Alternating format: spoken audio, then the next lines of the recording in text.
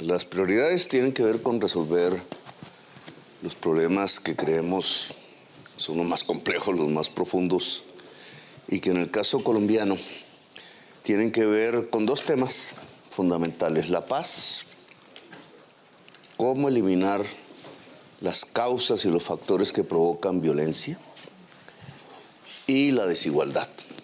Están ligados. Desigualdad social. Colombia es, depende cómo se mida, segundo, tercer país más desigual socialmente del mundo. América Latina en general es la región más desigual socialmente del mundo. Y esa inequidad se transforma en violencias. Violencias que han cambiado a través de los tiempos, de las fases de la historia, que lleva décadas. ¿Cómo solucionar eso? Pues no se puede hacer solo en este año, es un proceso largo por la complejidad, pero queremos concretar en este año poner al país sobre unos rieles de pacificación y por tanto de equidad que puedan ser irreversibles. Por tanto, la paz tiene una contraparte, la violencia, y la desigualdad social tiene otra contraparte, la inequidad territorial. Y este es un tema clave.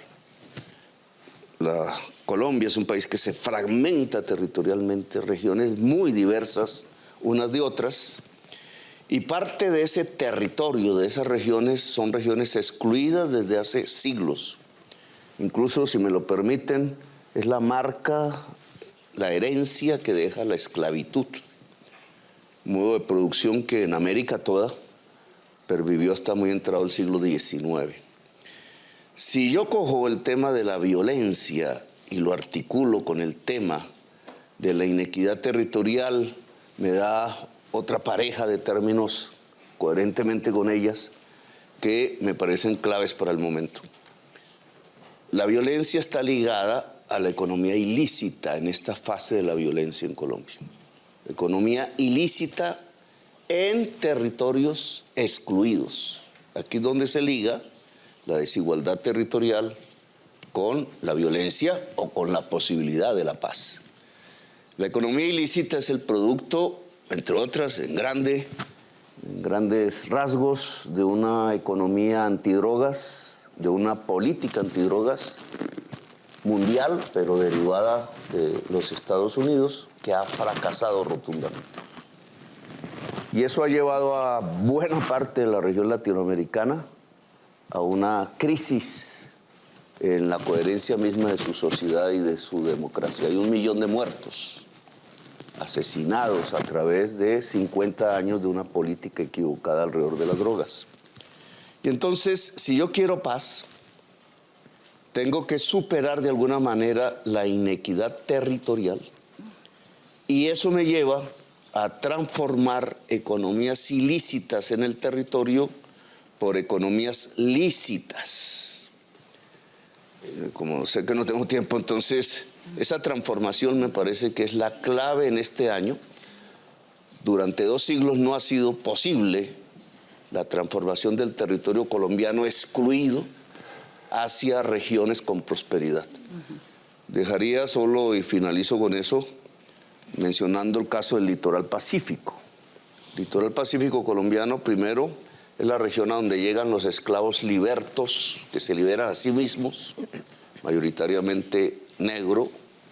Es el único litoral de toda la olla del Pacífico mundial pobre, extremadamente pobre, precisamente porque al ubicarse la herencia, la esclavitud allí, las élites de gobierno colombianas blancas y centralizadas en Bogotá nunca miraron la región.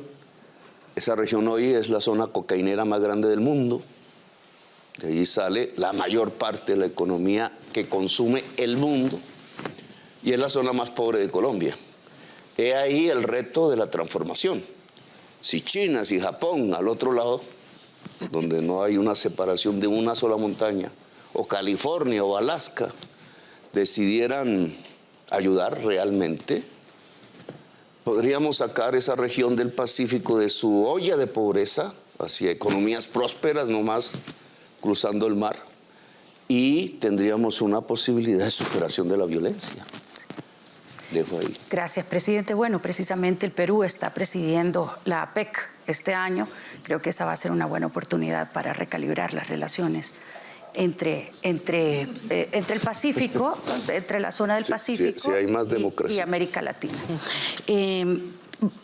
Presidente, usted está llegando de Guatemala y el respaldo internacional que brindó el presidente y otras personalidades que se encontraban allá fue muy decisivo en asegurar, en acompañar esa transición democrática en Guatemala. ¿Cuál es la importancia de ese respaldo internacional para garantizar más institucionalidad y para asegurar que se consoliden estos procesos democráticos en nuestra región?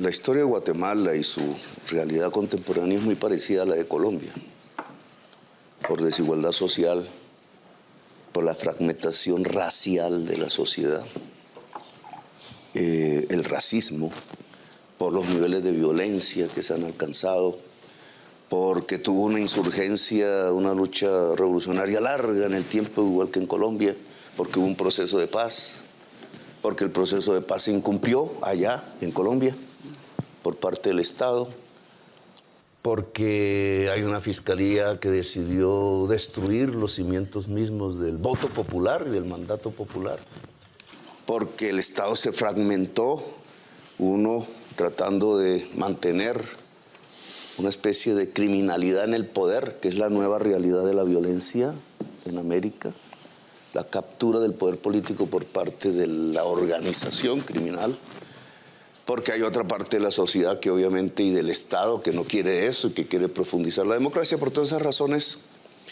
el triunfo electoral del presidente Arévalo y el cuestionamiento que al interior de Guatemala se le hizo, por solo poner un ejemplo, mi ministro de Defensa no puede entrar a Guatemala porque lo ponen preso, porque él, el doctor Velázquez, fue el que dirigió la Comisión Independiente Judicial de Investigación de la Corrupción en Guatemala. Y entonces todas estas razones que equiparan mucho a Colombia con Guatemala me llevó a pensar, primero, que la defensa de la democracia en Guatemala es también la defensa de la democracia en Colombia y en América Latina, y que por tanto había que emplearse a fondo. Fue un momento muy crítico, como todos ya sabemos, ¿no? Cambió, incluso casi no puedo venir aquí. Sí. Pero creo que hasta ahora ha salido bien.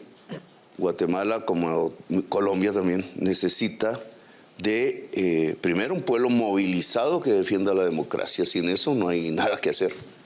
Y segundo, la solidaridad del mundo hacia proyectos de democratización, como el caso guatemalteco, como el caso colombiano, o América Latina en general. Como ustedes saben, el tema central de nuestra reunión del Foro Económico Mundial es sobre la reconstrucción de la confianza. ¿Cómo podemos, en un ámbito polarizado, diverso y con visiones contrastantes y actores con visiones diferentes en nuestra región, presidente, rescatar esos espacios de consenso y poder avanzar con más cooperación y con una integración práctica? Bueno, siempre hay dos caminos. Uno que puede ser incrementar el cisma, la separación, la fragmentación. América en general tiene, como dije ayer, la chimenea al norte, el CO2, y la esponja al sur. No solamente la selva amazónica, sino el enorme potencial de generación de energías limpias, con África los mayores del mundo. Aquí hay dos caminos. O seguimos en esa paradoja y separamos cada vez más un norte cada vez más contaminante, cada vez con mayores niveles de destrucción social y democrática, y un sur que se queda con sus potencialidades sin desarrollarlas, empobrecida y entregado, esa América del Sur, a una violencia que cada vez más es una articulación entre banda criminal y poder político. Una destrucción democrática también. Ese mundo solo llegaría a la barbarie. Hay otro camino, es el pacto, el encuentro, la búsqueda de objetivos comunes, a pesar de la diferencia. Ese camino junta la chimenea con la esponja y elimina la chimenea en pos de la vida del planeta. Esa opción implica planificar, implica acuerdos, implica deslocalizar la producción norteamericana en América toda, implica pensar en un acuerdo común, como dice el presidente del Banco Interamericano de Desarrollo, un acuerdo común que tiene una base, que no es la integración latinoamericana o americana a partir de discursos, que hasta ahora ha sido, sino más al estilo europeo y con una ventaja sobre Europa, alrededor de proyectos. La ventaja es que Europa lo hizo sobre el carbón, nosotros tenemos que hacerlo sobre la energía limpia, y lo podemos hacer. Hace un año, y creo que en esto me separa un poco de Marc, en que no existe un camino, están los dos caminos abiertos. De hecho, estamos andando el camino del cisma entre el norte y el sur. Existe el otro camino, que es el del pacto entre iguales. Hace un año, precisamente, este foro acuñó una palabra que se llamó policrisis. Sorry, I'm afraid I'm not getting sound. Are you all getting sound? Yeah. Oh, dear. Yeah. We are. Lo siento, pero es que no recibía la traducción. ¿Los demás la reciben? Parece que sí. El canal es el número 1. I'm hearing nothing. I apologize. Hold on a second. Probably nothing I can do about it. Okay, go ahead and I will do my best. Bueno, I recupero. apologize. I don't know what I can do about it. Gracias. Disculpo, que no sé lo que puedo hacer al respecto. Avance. El tema es que hace un año el foro acuñó la palabra policrisis. Habló de la guerra, habló del hambre, que en ese momento hundía en el mundo, producto de la pandemia, la enfermedad, la pobreza y el estancamiento económico. Hoy yo pienso que eso, después de un año, se ha agravado. Se ha agravado en términos de que de la guerra pasamos al genocidio, a bombardear niños y niñas. Las votaciones en Naciones Unidas políticamente alrededor de este problema han separado físicamente, políticamente, el norte y el sur. Europa y Estados Unidos han votado a favor o en contra, depende cómo se mire, de una política para solucionar el problema de Palestina. Hay una separación política real. El tema de las vacunas separó desde el punto de vista del cuidado de la vida el norte y el sur. Se nos impuso una relación comercial para salvar la vida de los enfermos de COVID. Y entonces lo que hoy tenemos, variaría la palabra policrisis, es una crisis civilizatoria. Una crisis civilizatoria que tiene una raíz, un almendrón, es la crisis climática. La crisis climática, dependiendo cómo la abordemos o no la abordemos, nos puede llevar o a un pacto democrático de la humanidad o a la barbarie.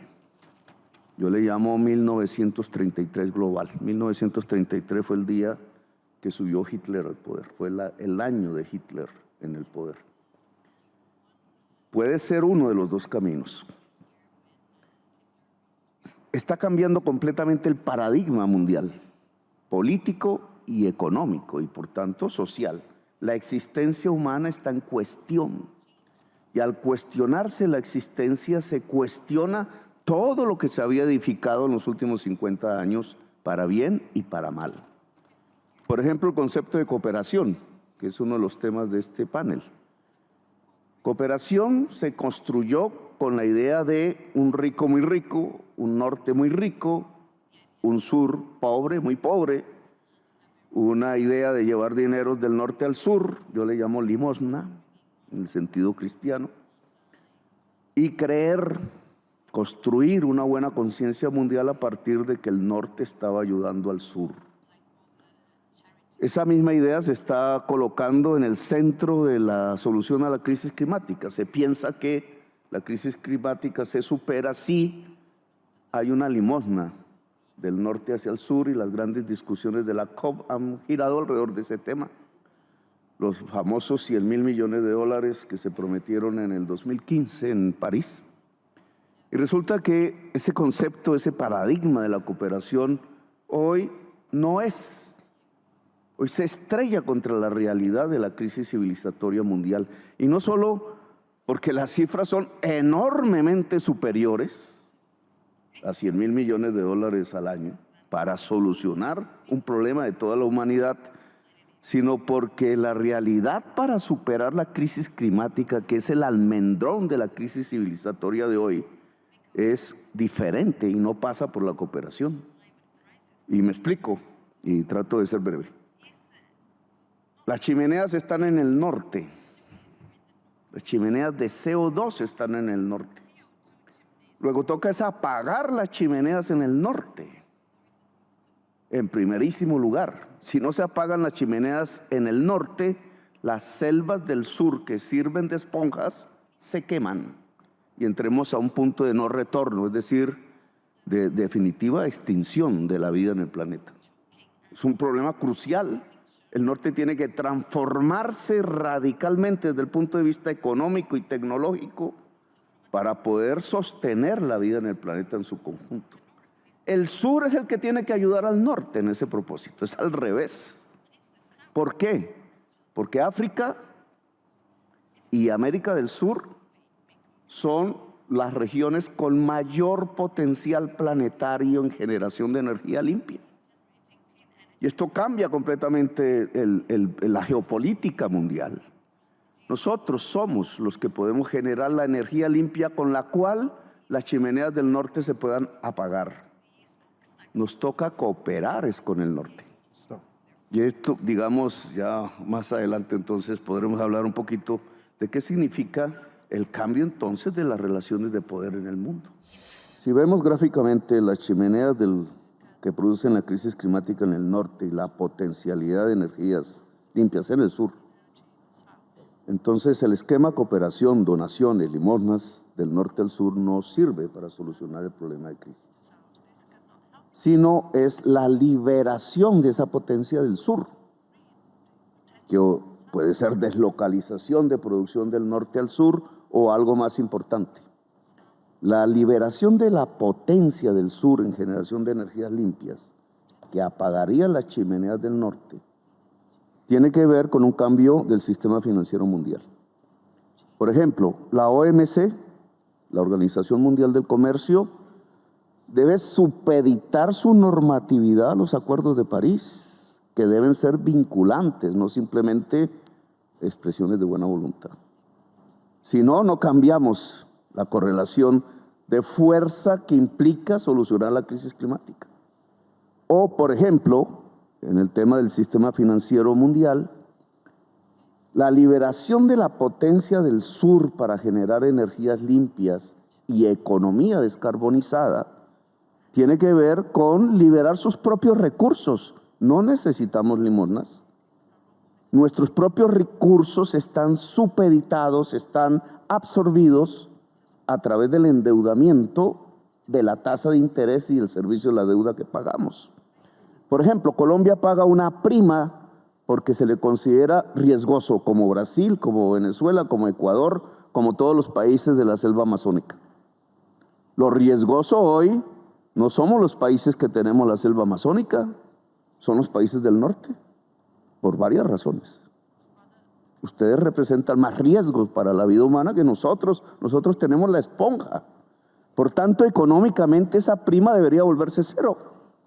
Si la prima de riesgo se vuelve cero, nuestro endeudamiento y nuestro servicio de la deuda baja, y los recursos nuestros que liberamos, en vez de pagar la deuda, irían a la acción climática.